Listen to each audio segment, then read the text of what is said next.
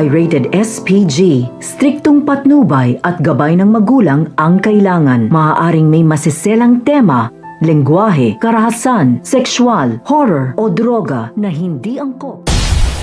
Nalaman nga nito ni Giselle na papaalis na nga ang mag-ama na si Eric at itong si Justine. Kaya naman ipinaglaban nga niyang karapatan nga niya para nga sa anak nga niya. At pinigilan nga niya ang dalawa na hindi nga umalis ng bansa.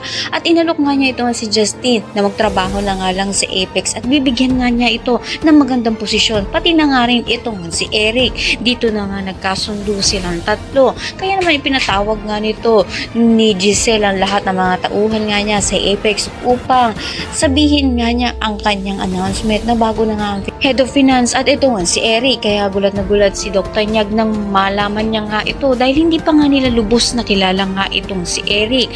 Sinabi naman ito ni Justine na ngayon nasa Apex na nga siya, hindi para kay Giselle ang kanyang pinunta dito kung saan ibang ang bagay. Posibilidad nga kaya nakukunin nga nilang mag-ama ang lahat ng kayamanan ng Tanyag.